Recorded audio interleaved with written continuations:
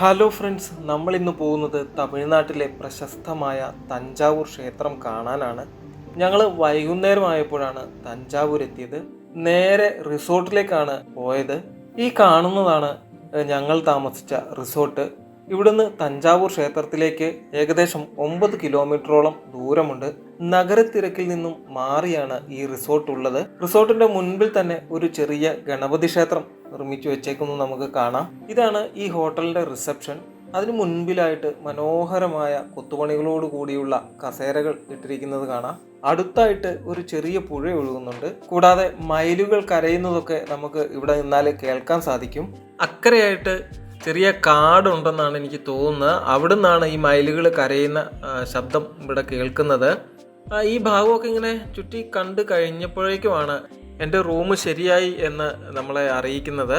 അപ്പോൾ ഇനി നമ്മൾ റൂമിലേക്ക് പോവുകയാണ്. നമുക്ക് ഇതിനകത്തേക്ക് കയറി നോക്കാം. ഇത്തിരി കോസ്റ്റ്ലി ആണ്. നല്ല വലുപ്പമുള്ള മുറികളാണ്.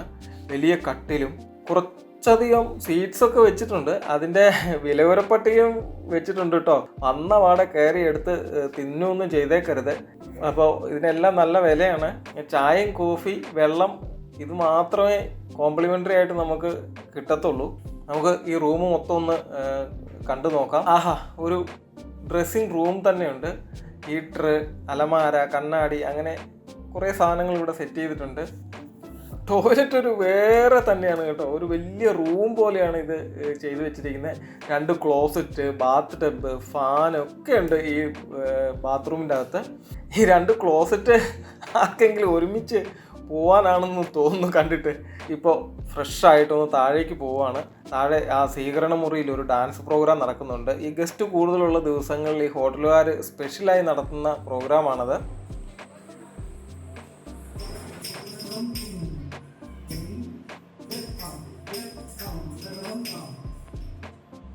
അങ്ങനെ നേരം വെളുത്തു.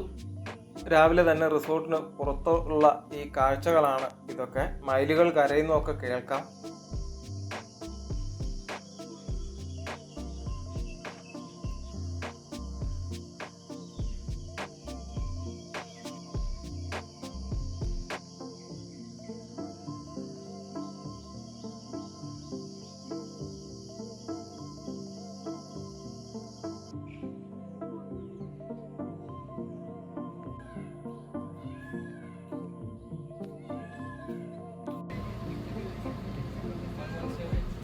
അപ്പോൾ നമ്മളിനി ക്ഷേത്രത്തിലേക്ക് പോവുകയാണ്.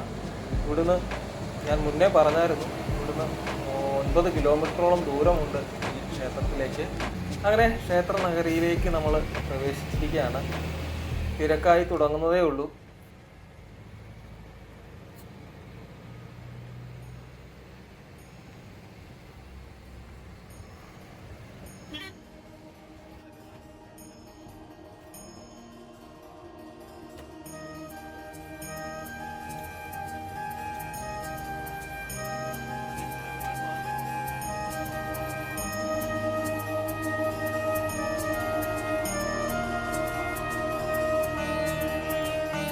അപ്പോൾ നമ്മൾ തഞ്ചാവൂർ ക്ഷേത്രത്തിൽ എത്തിയിരിക്കുകയാണ്.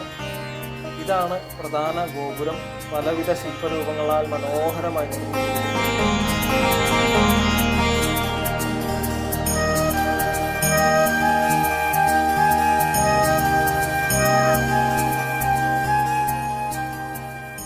അകത്തേക്ക് നമുക്ക് ചെരുപ്പിട്ട് പോകാൻ സാധിക്കില്ല. അതുകൊണ്ട് മെയിൻ ഗോപുരത്തിൻ്റെ അകത്തായിട്ടൊരു ക്ലോക്ക് റൂമുണ്ട്. ക്ഷേത്രത്തിനകത്തേക്ക് ക്യാമറ കൊണ്ടുപോകാൻ സാധിക്കില്ല. മൊബൈലിൽ അത്യാവശ്യം ഫോട്ടോസൊക്കെ എടുക്കാം, അല്ലെങ്കിൽ മുൻകൂട്ടി അനുമതി വാങ്ങിക്കണം. നമ്മളിനി ക്ഷേത്രത്തിനകത്തേക്ക് കയറുകയാണ്. ദക്ഷിണമേരു എന്നറിയപ്പെടുന്ന രാജരാജേശ്വര ക്ഷേത്രമാണ് തഞ്ചാവൂർ ക്ഷേത്രം എന്ന് പറയപ്പെടുന്നത്. ചോഴ രാജവംശത്തിലെ പ്രമുഖനായ രാജരാജ ചോഴനാണ് ഈ ക്ഷേത്രം പണി കഴിപ്പിച്ചത്. AD 985 തുടങ്ങിയ ക്ഷേത്ര നിർമ്മാണം 1013 പൂർത്തിയായത്. ശിവനാണ് പ്രധാന പ്രതിഷ്ഠ. പൂർണ്ണമായും കരിങ്കല്ലിൽ തീർത്ത ഏക ക്ഷേത്രമായി ഇത് കണക്കാക്കപ്പെടുന്നു. പരമശിവനെ ലിംഗരൂപത്തിലാണ് ഇവിടെ പ്രതിഷ്ഠിച്ചിരിക്കുന്നത്. 1275 ദിവസം കൊണ്ടാണ് ഈ ക്ഷേത്രം പണി പൂർത്തിയാക്കിയത്. കുഞ്ചരമലൻ രാജരാജ പെരുന്തച്ചനാണ് ക്ഷേത്രത്തിൻ്റെ ശില്പി. ഈ ക്ഷേത്രത്തെക്കുറിച്ചുള്ള ബാക്കിയുള്ള കൂടുതൽ വിവരങ്ങളൊക്കെ ഞാൻ ഡിസ്ക്രിപ്ഷൻ ബോക്സിൽ ലിങ്ക് ആയിട്ട് കൊടുത്തിട്ടുണ്ട്. അതിൽ കയറി നോക്കിയാൽ ക്ഷേത്ര വിവരങ്ങൾ വ്യക്തമായി നിങ്ങൾക്ക് മനസ്സിലാക്കാൻ പറ്റും. ഞാൻ കൂടുതലായിട്ട് ഇതിനെക്കുറിച്ച് ഇങ്ങനെ വിവരിച്ച് ചരിത്രമൊന്നും പറയുന്നില്ല. ഇനി നമുക്ക് ക്ഷേത്രത്തിൻ്റെ ഓരോ ഭാഗങ്ങളും നടന്ന് കാണാം. ഇതിൻ്റെ ഗോപുരം നല്ല ഭംഗിയായിട്ട് നിർമ്മിച്ചിട്ടുണ്ട്. ഒരുപാട് ആൾക്കാരൊക്കെ വരുന്നുണ്ട് കേട്ടോ. മെയിൻ ക്ഷേത്രമാണ് ഇത്. താഴികക്കുടമാണ് നമ്മൾ ഈ കാണുന്നത്. ആൾക്കാർ അകത്ത് പ്രവേശിച്ച് തൊഴുത് പുറത്തേക്ക് ഇറങ്ങുന്നതൊക്കെ നമുക്ക് കാണാൻ സാധിക്കും. വിശാലമായ ഒരു നടുമുറ്റം തന്നെ ഈ ക്ഷേത്രത്തിന് ഉണ്ട്. എനിക്ക് തോന്നുന്നു കൂടുതലും മലയാളി സഞ്ചാരികളാണ് കേട്ടോ ഇങ്ങോട്ടേക്ക് വന്നുകൊണ്ടിരിക്കുന്നത്. ഒരുപാട് പേരെ ഞാനിവിടെ മലയാളികളെ കണ്ടു. അകത്തുനിന്ന് പുറത്തേക്ക് ഇറങ്ങുന്ന ആൾക്കാരെ നമുക്ക് കാണാം. ഓരോ ഭാഗത്തായിട്ട് വിവിധ ദേവന്മാരുടെ ക്ഷേത്രങ്ങളും ഈ ചുറ്റുമതിലിന് അകത്തുണ്ട്. അതുപോലെ തന്നെ ഈ ക്ഷേത്രത്തിൻ്റെ അകത്ത് തന്നെ ഒരു മണിക്കിണർ നമുക്ക് കാണാനായിട്ട് കഴിയും. അപ്പോൾ നമുക്ക് ഈ ഭാഗങ്ങളൊക്കെ ഒന്ന് ചുറ്റി നടന്ന് കാണാം.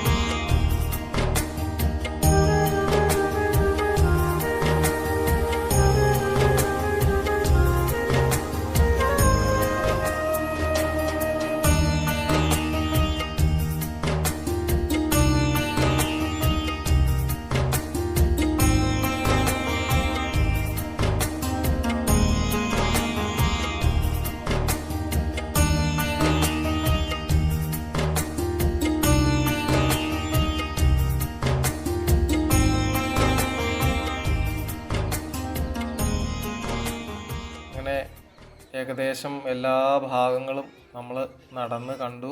അതുപോലെ തന്നെ രാത്രിയിലെ കാഴ്ചയും വളരെ മനോഹരമാണ്. ക്ഷേത്രത്തിന് ചുറ്റിനും ലൈറ്റൊക്കെ കൊടുത്ത് നല്ല ഭംഗിയാക്കി വെച്ചിട്ടുണ്ട്.